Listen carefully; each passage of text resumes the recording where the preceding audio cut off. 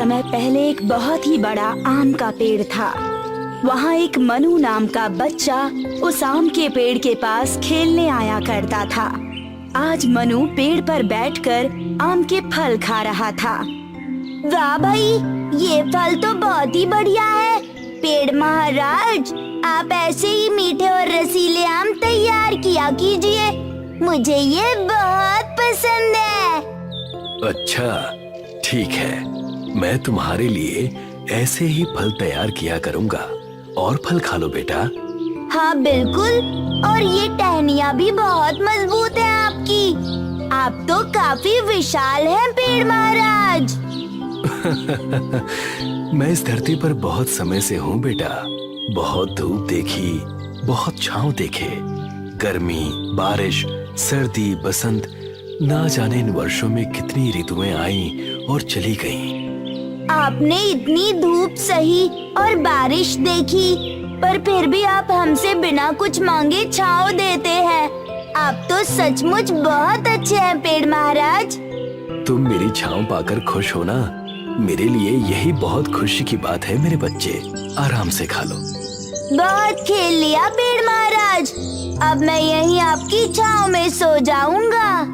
ठीक है बेटा, सो जाओ। मनु टहनियों से उतरकर पेड़ की छांव में सो जाता है। कुछ देर शीतल हवा में लेटने के बाद एक लड़का वहां आ जाता है और मनु को उठा देता है। कौन हो भाई? इतनी अच्छी नींद आई थी, उठा दिया। मेरा नाम अनुज है, इस गांव में नया आया हूँ, मेरे दोस्त बनोगे? हाँ बिल्कुल, आओ चलो तुम्हारे घर चलते हैं खेलने के लिए। चलो, मेरी मम्मी ने पकवान भी बनाए हैं। मनु अनुज के साथ उसके घर खेलने चला जाता है। मनु पेड़ को बहुत प्यार करता था और पेड़ मनु को। देखते ही देखते समय बीत गया और अब मनु 6 से 12 वर्ष का हो गया था और पेड़ के पास खेलने नहीं जाता था। एक दिन मनु पेड़ के पास आता है। पेड़ बहुत खुश हो जाता है, पर मनु कुछ दुखी सा दिखाई दे रहा था। क्या बात है मनु, बहुत दुखी दिखाई दे रहे हो? आओ, कुछ देर मेरे साथ भी खेल लो। अब मैं छोटा बच्चा नहीं रहा, अब पेड़ों के पास नहीं खेलता मैं। पेड़ को ये सुनकर थोड़ा बुरा लगा, पर उसने मनु से कहा, कोई बात नहीं मनु। अच्छा ये तो बताओ कि तुम उदास क्यों दिखाई दे रहे हो? मुझे खिलौने चाहिए, पर मेरे पास पैसे नहीं है। अच्छा, अब मैं खिलौने तो नहीं उगाता, आम उगाता हूँ मनु। इसीलिए तो कहा रहने दो आप। लेकिन हाँ, तुम ये आम लो, इन्हें बेचकर तुम्हें पैसे मिल जाएंगे, फिर तुम खिलौने खरीद लेना। अब मेरे पास खिलौने हो जाएंगे। आपका धन्यवाद पेड़ जी। लो, अभी फल गिराए देता हूँ, इन्हें बिन लो और जाकर बेच देना। जी पेड़ जी। पेड़ ने अपनी इच्छा से कई सारे फल गिरा दिए। बड़ा ही अनोखा दृश्य था। बस प्रेम के लिए बिना किसी स्वार्थ पेड़ स्वयं अपने फल दे रहा था, ताकि उस बच्चे की मनोकामना पूरी हो और वो खुश हो जाए। मनु ने सारे फल अपने कपड़ों में बांध लिए और कहा, अब मैं खूब खिलौने खरीदूंगा अपने फलों से। बस तुम खुश हो तो मैं भी खुश हूँ। ये कहकर मनु चला गया। उसने कई सारे खिलौने खरीदे। फल ले जाने के बाद कई वर्ष बीत गए, पर मनु नहीं लौटा। पेड़ बहुत उदास था। आज मनु, जो लड़के से अब आदमी हो चुका था, फिर पेड़ के पास लौटा। पेड़ उसे देखकर बहुत खुश हो गया। मनु, लगता है आज इतने वर्षों बाद तुम्हें मेरे साथ खेलने का मौका मिला है।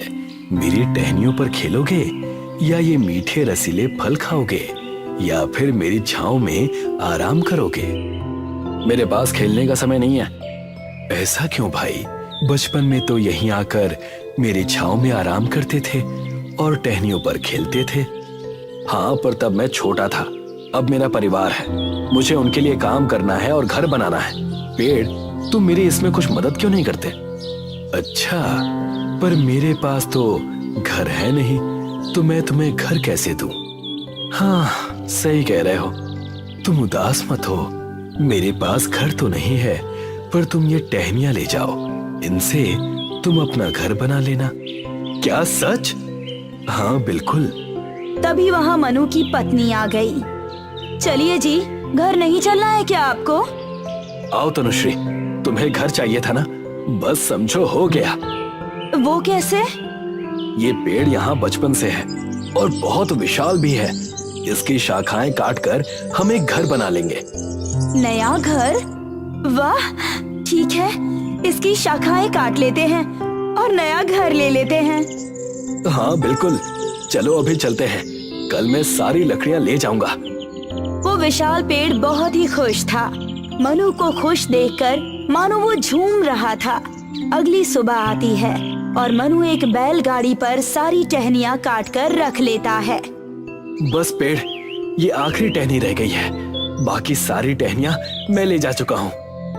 बहुत बढ़िया, जल्दी से अपना घर बना लेना और फिर आना यहाँ, कुछ देर खेलना और फिर मेरी छाया में आराम करना।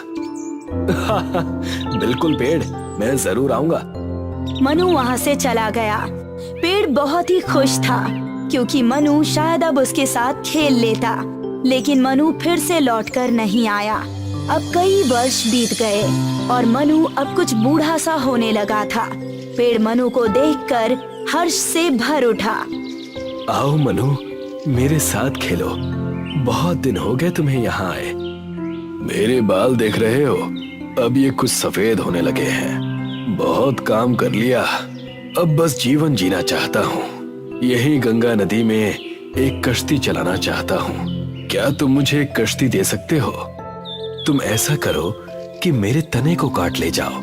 इससे कश्ती बनाना बहुत मजबूत बनेगी और दूर तक तैरेगी।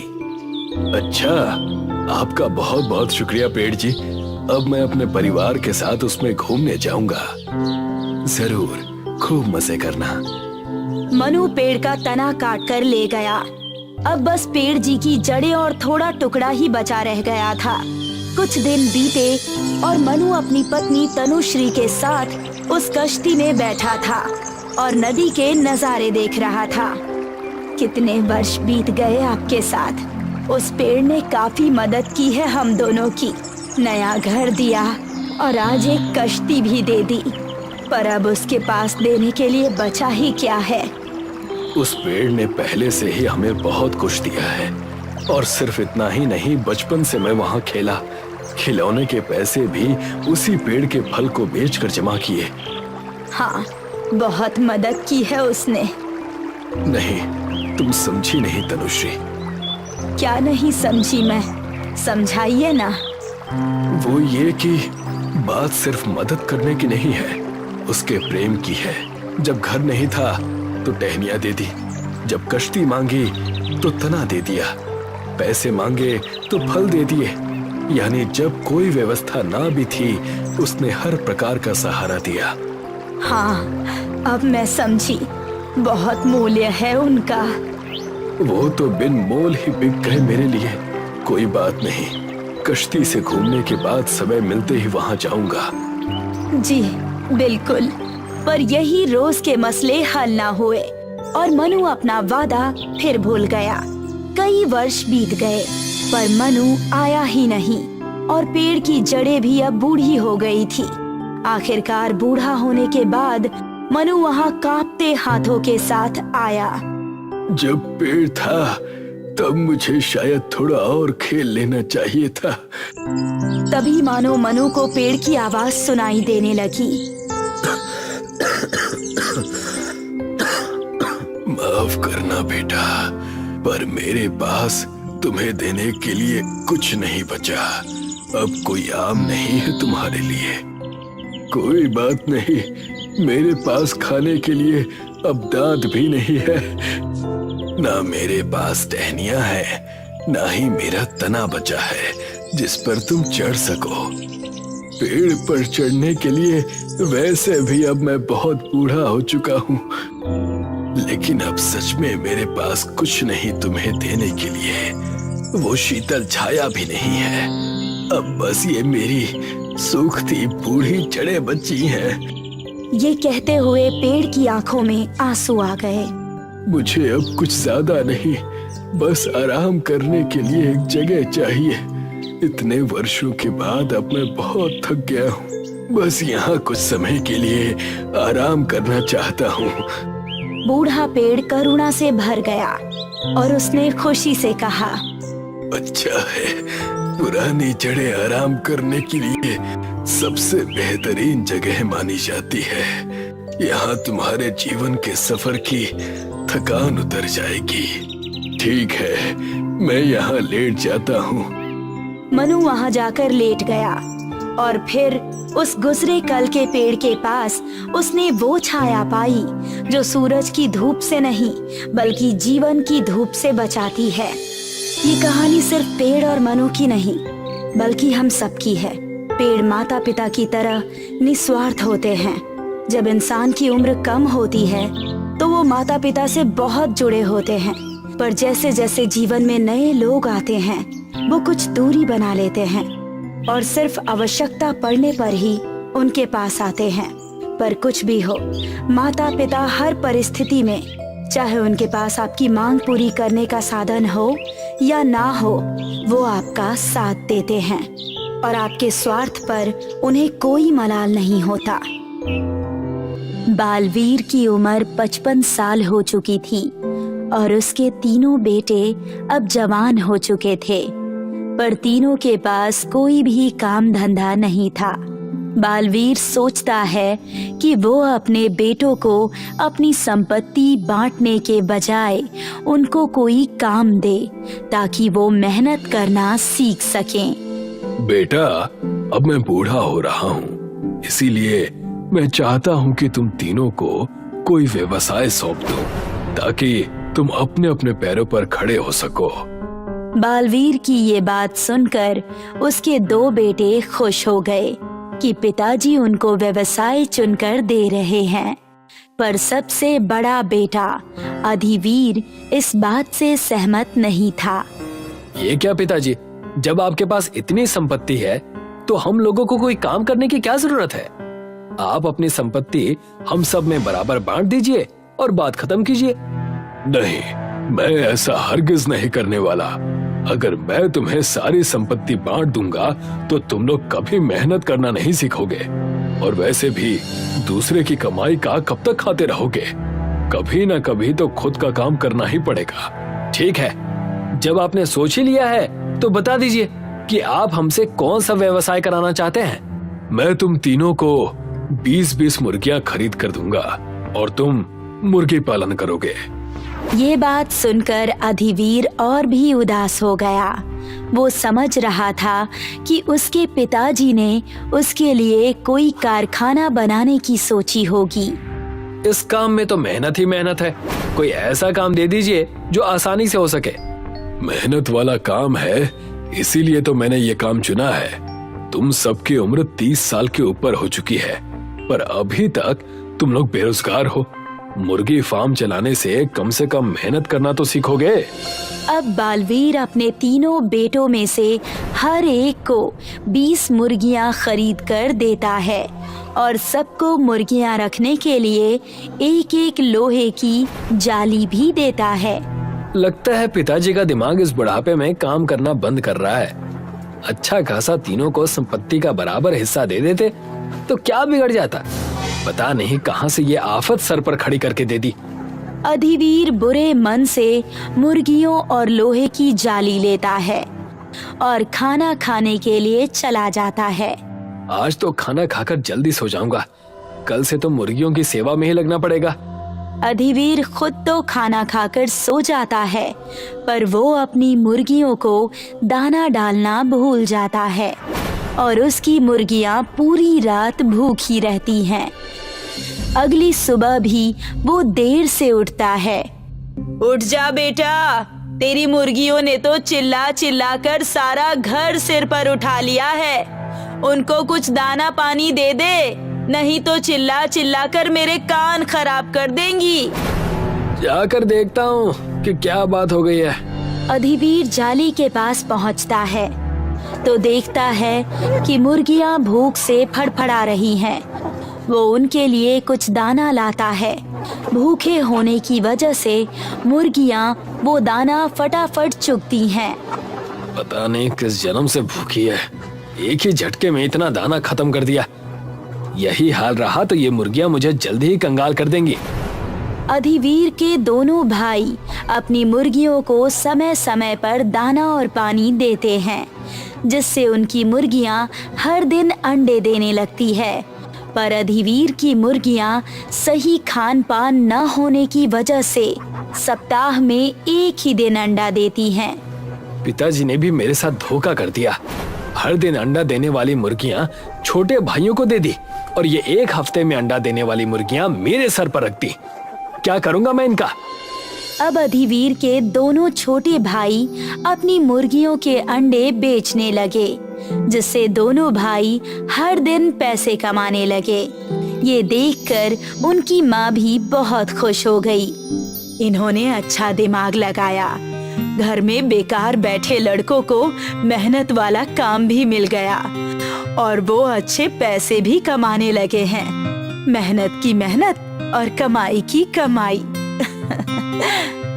दोनों भाई जल्दी ही अंडे बेचकर खूब पैसे कमा रहे थे, पर अधिवीर के पास हफ्ते में ही अंडे जमा हो पाते थे।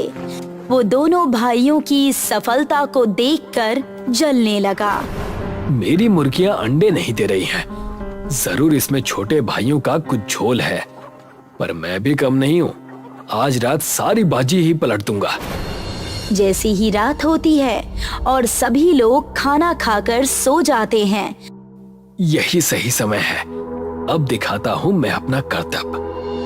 अधिवीर अपने हिस्से की 10 मुर्गियां एक भाई की जाली में रखता है और वहां से हर दिन अंडा देने वाली 10 मुर्गियों को अपनी जाली में ले आता है। साथ ही अपनी दूसरी 10 मुर्गियां दूसरे भाई की जाली में रखता है और वहां से भी 10 मुर्गियों को अपनी जाली में रख लेता है। ये हो गई मुर्गियों की अदला बदली। वैसे भी सभी मुर्गियां एक ही रंग की हैं। किसी को क्या पता चलेगा कि मैंने मुर्गियां बदली है।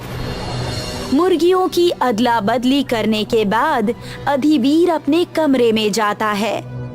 अगली सुबह वो देर से उठता है। अब से तो मैं भी हर दिन अंडा गिनूंगा और बाजार में अंडे बेचकर अच्छे पैसे कमाऊंगा। अधिवीर की चुराई हुई मुर्गियों को समय पर खाने की आदत थी और दाना न मिलने की वजह से वो लोहे की जाली को ही चुगने लगी, जिससे वो लोहे के अंडे देती हैं। जब अधिवीर जाली के पास जाता है तो लोहे के अंडे देखकर वो हैरान हो जाता है। ये क्या? ये मुर्गियां तो लोहे के अंडे दे रही हैं। लगता है मेरे दोनों भाई लोहे के अंडे बेचकर ही इतने पैसे कमा रहे हैं। अधिवीर के दिमाग में एक विचार आता है कि वो इन लोहे के अंडों को लुहार के पास बेचेगा और वो लुहार से बात करने के लिए उसके पास जाता है। कैसे हो लुहार भाई? जैसा पहले था वैसा ही हूँ। काम धाम कुछ चल नहीं रहा है। कैसा होऊंगा? लगता है तुम थोड़े गुस्से में हो, पर मैं अभी तुम्हारा गुस्सा शांत किए देता हूँ। मेरे पास ऐसी चीज है जिससे तुम और मैं दोनों अच्छे पैसे कमा सकते हैं। बात को जलेबी की तरह घुमाकर मत बोलो। क्या चीज है? साफ साफ कहो। मेरे पास 20 मुर्गियां हैं जो लोहे के अंडे देती हैं। तुम उन लोहे के अंडों को पिघलाकर लोहा बेचो और जो पैसे कमाओ उसका आधा हिस्सा मुझे दे दो। सुबह सुबह मैं ही मिला था बेवकूफ बनाने के लिए। भला ऐसी भी कोई मुर्गी होती है जो लोहे का अंडा देती हो? हाँ, मेरी मुर्गियां देती हैं। क्या तुम्हें मेरी बात पर यकीन नहीं है? नहीं, हरगिज नहीं। और तुम अभी यहाँ से निकल जाओ। एक तो मेरा काम ठीक से नहीं चल रहा, ऊपर से तुम सुबह सुबह मेरा दिमाग खा रहे हो। देखो, मैं झूठ नहीं कह रहा हूँ। मेरे पास सच में 20 मुर्गियां हैं जो कि लोहे के अंडे देती हैं। तुम्हें यकीन दिलाने के लिए मैं कोई भी शर्त लगाने के लिए तैयार हूँ। बोलो, जो भी तुम कहो मुझे मंजूर है। अगर ये बात सच नहीं हुई तो तुम शर्त में अपनी 20 मुर्गियां हार जाओगे। क्या तुम्हें मेरी शर्त मंजूर है? हाँ, खुशी खुशी मंजूर है। पर ये सब मैं खुद अपनी आंखों के सामने देखूंगा। तुम अपनी मुर्गियां यहाँ लेकर आओ। अगर वो लोहे के अंडे देंगी तो मैं उन्हें अच्छी कीमत में खरीद लूंगा, और अगर ऐसा नहीं हुआ तो सारी मुर्गियां शर्त के मुताबिक मेरी हो जाएंगी। ठीक है, मैं अभी मुर्गियां लेकर आता हूँ। अधिवीर अपने घर जाता है और वहाँ से अपनी सारी मुर्गियाँ लेकर आता है लुहार इन मुर्गियों को अपने यहाँ एक जाली में रख लेता है। मुर्गियों को भूख लगी है, इसलिए वो आवाज करने लगती हैं। भूख से चिल्ला रही हैं, इनके लिए कुछ दाना लाना होगा। लुहार दुकान पर जाता है और वहाँ से मुर्गियों के लिए दाना लाता है और जाली में डाल देता है। भूखी होने की वजह से मुर्गियाँ सारा दाना चुग लेती हैं। लगता है तुम इन्हें खाना नहीं खिलाते हो। देखो भूख से कैसे सारा दाना चुग लिया। अधिवीर अब मुर्गियों के अंडे देने का इंतजार करने लगा। कुछ देर में मुर्गियों ने अंडा दे दिया। लो भाई, जाओ जाकर लोहे के अंडे उठा लो। लुहार जाली के पास जाता है और देखता है कि सभी मुर्गियों ने लोहे के बजाय बाकी मुर्गियों के जैसे ही सादे अंडे दिए हैं। ये तो लोहे के अंडे नहीं है। अब तो बेटा तुम अपनी मुर्गियां भी शर्त में हार गए हो। ये कैसे हो सकता है? कल ही तो इन्होंने लोहे के अंडे दिए थे। आपको यकीन नहीं है तो मेरे घर पर चलकर देख लीजिए। मुझे कहीं नहीं जाना। अब तुम यहाँ से जाओ और इन मुर्गियों को हमेशा के लिए भूल जाओ। अब ये मेरी हो चुकी हैं। मुर्गियाँ चले जाने की वजह से अधिवीर बहुत दुखी हो गया, क्योंकि ये सब उसके लालच और आलसीपन की वजह से हुआ था। वो घर आता है तो देखता है कि उसने जो मुर्गियाँ अपने भाइयों की जाली में रखी थी, वे सभी अब हर दिन अंडे दे रही हैं। तेरी सारी मुर्गियाँ कहाँ चली गई? और ये जाली किसने काटी है? सारा लोहा कुतर दिया है। अधिवीर ध्यान से जाली को देखता है तो उसको समझ आता है कि ये जाली मुर्गियों ने भूख से कुतर डाली थी। उसको अपनी गलती का एहसास होता है और वो सारी बात अपने पिताजी को बताता है। मुझे माफ कर दीजिए पिताजी। अब से मैं कभी भी लालच नहीं करूंगा, साथ ही कड़ी मेहनत करूंगा। पिताजी उसको माफ कर देते हैं और उसे नई मुर्गियां खरीद कर देते हैं, जिन्हें वो अब मेहनत करके पालता है।